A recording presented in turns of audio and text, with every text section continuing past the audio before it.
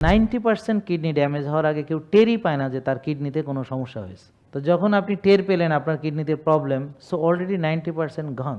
Diabetes যে কারণে হয়েছে, ফ্যাটি লিভার সে একই কারণে হয়েছে, রক্তনালীতে ব্লকও তাই কারণে হয়েছে, উচ্চ রক্তচাপও সেই কারণে হয়েছে, পিসিওডিও সেই কারণে হয়েছে, ইডি পুরুষদের ইরেকটাইল ডিসফাংশন সেম কারণে হয়েছে, মেদ ভুঁড়িও সেই কারণে হয়েছে। আমি যে দীর্ঘদিন ধরে ওষুধগুলো খাচ্ছি, এতে কি আমার লিভার ভালো থাকবে? এতে কি আমার কিডনি ভালো থাকবে? এইভাবে আপনারা কোনোদিন ভেবেছেন কিনা যে আমরা যারা ডাক্তার দেখাচ্ছে ডায়াবেটিসের জন্য, ডায়াবেটিসের ওষুধ খাচ্ছে, তা এটা খেতে খেতে কি তারা ভালো হয়ে যাচ্ছে, ওষুধ মুক্ত হয়ে যাচ্ছে, নাকি তাদের ওষুধ সংখ্যা বাড়তে বাড়তে একটা সময় ইনসুলিনে চলে যাচ্ছে এবং একটা সময় ইনসুলিন দিতে দিতে অনেক ইনসুলিন দেওয়ার পরও তাদের সুগার অনেক বেশি থাকছে এবং একটা সময় কোনো কিছুতে আর কাজ হচ্ছে না এবং অপারেশন লাগছে, আইসিইউতে যাচ্ছে। প্রচুর মানুষের এখন হার্ট অ্যাটাক হচ্ছে। ঠিক এখন আপনারও এই পরিণতি হবে কিভাবে? যদি ওই যে লোকটার হার্ট অ্যাটাক হয়েছে আপনার খাওয়া দাওয়া, চলাফেরা, চিকিৎসা নেওয়া সব যদি তার মতোই থাকে, সেটা হলো আপনার ফিউচার আপনি দেখতে পাচ্ছেন। আসসালামু আলাইকুম রহমতুল্লাহি ওয়া বারাকাতুহু। সবাই কেমন আছেন? আলহামদুলিল্লাহ, আলহামদুলিল্লাহ। আল্লাহর দরবারে লাখ কোটি শুকরিয়া আদায় করছি আলহামদুলিল্লাহ যে তিনি আমাদেরকে সৃষ্টি করেছেন, এই পৃথিবীতে পাঠিয়েছেন এবং আমরা তার কাছেই ফিরে যাব। তো আমরা এই পৃথিবীতে বেশি দিন আসলে থাকি না এবং খুব অল্প সময়ের জন্যে আমরা পৃথিবীতে অবস্থান করি। তো আমরা অনেকেই সুস্থভাবে পৃথিবীতে এসেছিলাম এবং এখন হয়তো আমরা সুস্থ নেই। অনেকেরই চোখ নষ্ট হয়েছে, অনেকেরই কিডনি নষ্ট হয়েছে, কারো লিভার নষ্ট হয়েছে। তো মাত্র অল্প কয়টা দিন আমরা পৃথিবীতে থাকব, তারপরও এই কয়টা দিনের জন্য আমাদের এই লিভারটাকে আমরা ঠিক রাখতে পারলাম না। অথচ মানুষ একসময় 1000 বছর বাঁচত এবং এই 1000 বছরই তার অর্গানগুলো ঠিক থাকতো, আর নষ্ট হলে তখন যে চিকিৎসা করাবে ওরকম চিকিৎসা আসলে তখন ছিলও না। তো প্রিয় দর্শক, যারা ফেসবুকে এবং যারা ইউটিউবে জয়েন করেছেন তারা কাইন্ডলি কমেন্ট করবেন এবং তারা ভিডিওটি শেয়ার করবেন। সবাইকে আসলে ধন্যবাদ জানাই, কারণ আমাদের আলহামদুলিল্লাহ ফেসবুকে এখন 44 লাখ আমাদের ফলোয়ার, 4.4 মিলিয়ন হয়েছে। সবাই বলে আলহামদুলিল্লাহ। আল্লাহ তাআলার অশেষ শুকরিয়া। কারণ হচ্ছে আমরা আসলে কোনো বিষয় নিয়ে কাজ করি না যেগুলো ভাইরাল হওয়ার মতো, অর্থাৎ আমরা কাজ করি হচ্ছে স্বাস্থ্য নিয়ে এবং এটা বোরিং সাবজেক্ট। আমরা যখন রুগী হই, হাসপাতালে যাই, কারো মজা লাগে না। আমরা যখন ওষুধ খাই, অপারেশন করি, এটা কোনো মজার বিষয় না, এটা কোনো ফান না, এটা একটা সিরিয়াস ম্যাটার।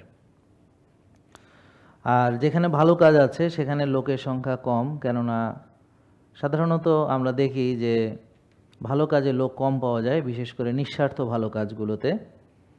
আর আমরা এটাও জানি যে আখেরি জামানায় আমাদের বেশিরভাগই আসলে জান্নাতে যেতে ব্যর্থ হবে। তো একটা হাদিসে আছে যে 1000-এ হয়তো একজন জান্নাতে যাবে। তাহলে দেখা যাচ্ছে যে প্রতিটি একজন ভালো মানুষ 999 জন খারাপ মানুষ দ্বারা পরিবেষ্টিত থাকে সবসময়। অর্থাৎ এই সমাজে ভালো মানুষের সংখ্যা মাত্র 1000-এ একজন। তো এটা ভয়ঙ্কর একটা চিত্র। তো যার ফলে আমাদের সতর্ক থাকা খুবই গুরুত্বপূর্ণ। তারপরও আপনারা আমাদের আলোচনাগুলো শোনেন, এটা আমাদের জন্য অনেক বড় ব্লেসিংস।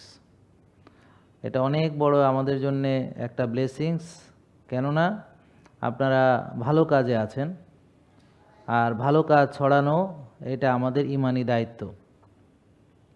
আমরা যদি ভালো কাজ না ছড়াই তাহলে মন্দ বিস্তার লাভ করবে।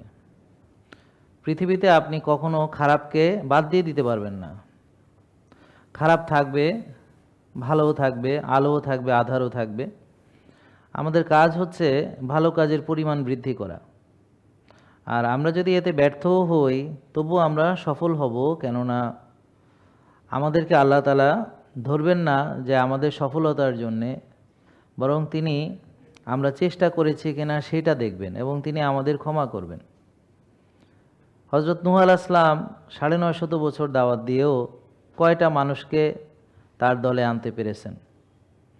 আমাদের মতো মনে করেন যারা একেবারে পাপী বান্দা, আমরা নিকৃষ্ট, আর যারা ছিলেন উৎকৃষ্ট, যারা ছিলেন কোরআনে যাদের নাম আল্লাহ উল্লেখ করেছেন, তাদের মতো শ্রেষ্ঠ নবীরা দেখা গেল কারো কারো ফলোয়ার আছে মাত্র কয়েকজন, কিন্তু তবুও তারা ব্যর্থ নন, কারণ আল্লাহ তাআলা তাদেরকে সালাম দিয়েছেন, তাদের প্রতি সম্মান, আমরাও সবসময় তাদের প্রতি সম্মান জ্ঞাপন করি এবং আল্লাহ তাআলা নিজেও তাদেরকে সম্মানিত করেছেন। পবিত্র কোরআনে তার কিতাবে তাদের নাম উল্লেখ করেছেন। তাহলে আপনার ফলোয়ার সংখ্যা কত বিষয়টা তা নয়, বিষয়টা হচ্ছে আপনার কাজ আপনি করে যান, কেউ ফলো করলো কি করলো না সেটা দেখার দায়িত্ব আপনার না।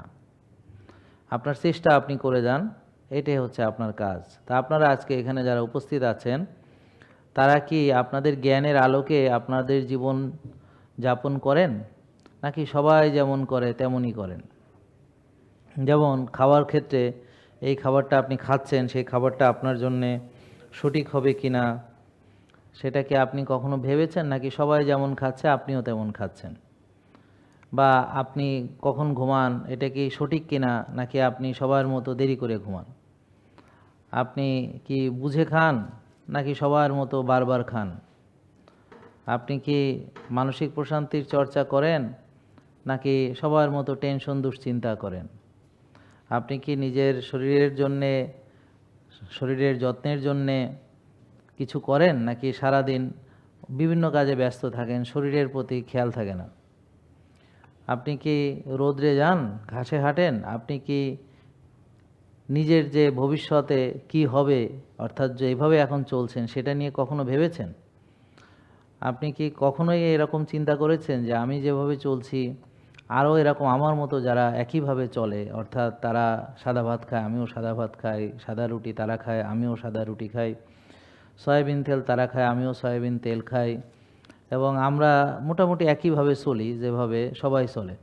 তো তাদের যে পরিণতি হয়েছে, অর্থাৎ আপনার চেয়ে যারা 10 বছরের বড়, 20 বছরের বড়, বা 30 বছর বা 40 বছরের বড়, তাদের বর্তমান অবস্থা কি? তাহলে আপনার বর্তমান অবস্থা যা আছে, আফটার 10, 20 or 30 ইয়ার্স, মানে 30 বছর পরে কি হবেন আপনি, এরকম কোনো দিন ভেবেছেন কিনা? অথবা আপনি শক্তির চর্চা করেন কিনা, এবং যদি না করেন তাহলে ফিউচারে আপনার শক্তি কি থাকবে, নাকি আপনি আস্তে আস্তে আরও নিস্তেজ হয়ে বিছানায় পড়বেন? তো এই বিষয়গুলো নিয়ে আপনারা কি ভেবেছেন কিনা? অথবা যারা ওষুধ খাচ্ছেন, যে এই ওষুধ আর কতদিন চলবে, এই ওষুধটা শুরু হয়েছে শেষ হবে কবে, নাকি ওষুধ খেতে খেতে বাকি জীবন আমার চলবে? আর যদি তাই চলে তাহলে এই ওষুধ খেয়ে আমার কি কোনো খারাপ পরিণতি হওয়ার সম্ভাবনা আছে? আমি যে দীর্ঘদিন ধরে ওষুধগুলো খাচ্ছি, এতে কি আমার লিভার ভালো থাকবে, এতে কি আমার কিডনি ভালো থাকবে?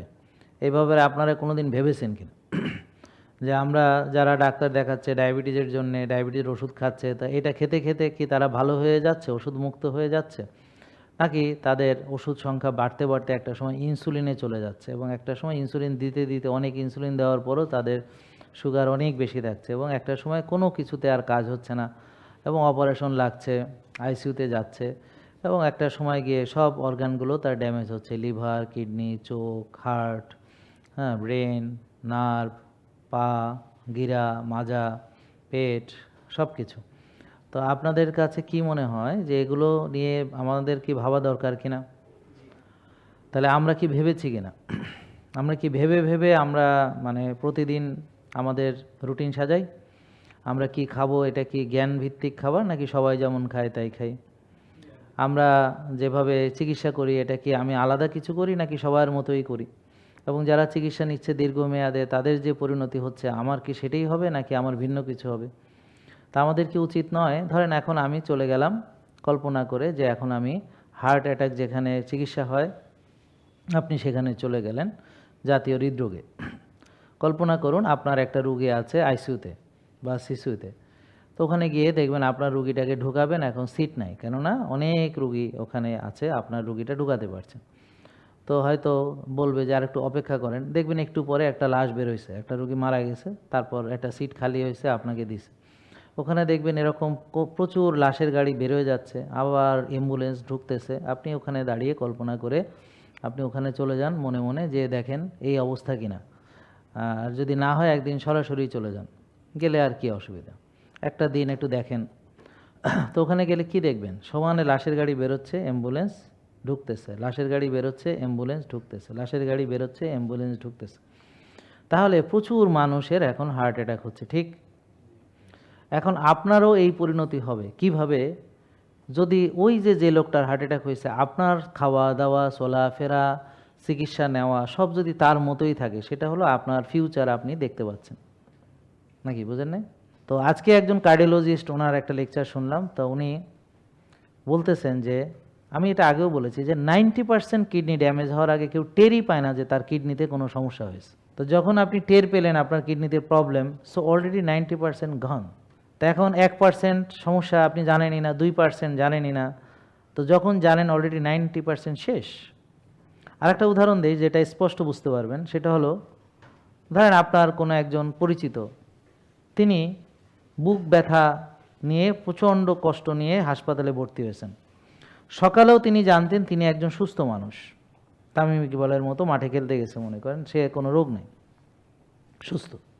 সকালেও জানতো সে সুস্থ। তো এখন যখনই তার মনে করেন বুক ব্যথা নিয়ে গেল, দেখা গেল তার হার্ট অ্যাটাক হয়েছে, এবং পরে এনজিওগ্রাম করে দেখা গেল তার একটাতে 100%, একটাতে 95%, একটাতে 90% ব্লক, ট্রিপল ভ্যাসেল ডিজিজ, তার বাইপাস লাগবে।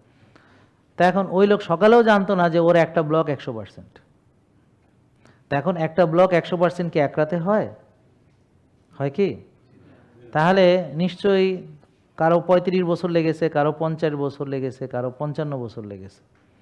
কিন্তু আজকে আপনারা এখানে এসেছেন, ইউ আর ভেরি ব্লেসড, কি যে আপনার 30-40 বছর পরে হার্ট অ্যাটাক হবে কিনা আজকেই টের পেতে পারেন। আপনার 15 বছর পরে ডায়াবেটিস হবে কিনা আজকেই টের পেতে পারেন। বুঝেন না কথা? একেবারে ভেরি সিম্পল, খুবই সিম্পল।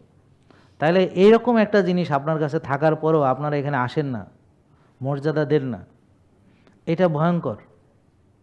আর আপনি জানেনও যে এরকম একটা জিনিস আছে, কিন্তু তবু আপনি এখানে আসেননি জানার পরেও। যারা জানে না তারা তো জানেই না। আবার ওনার মতো লোক যারা মেনে দেখেছে এটা মানলে খুব ভালো থাকা যায়, তবুও আর আসেনি, এদের মতো হতভাগা আর পৃথিবীতে নাই।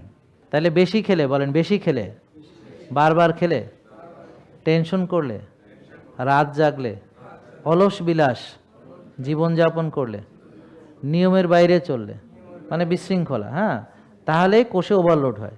আর কোষে ওভারলোড হলে রক্তের চিনি কোষে ঢুকতে পারে না, আর রক্তের চিনি কোষে ঢুকতে না পারলে রক্তের চিনি বেড়ে বেড়ে ডায়াবেটিস হয়।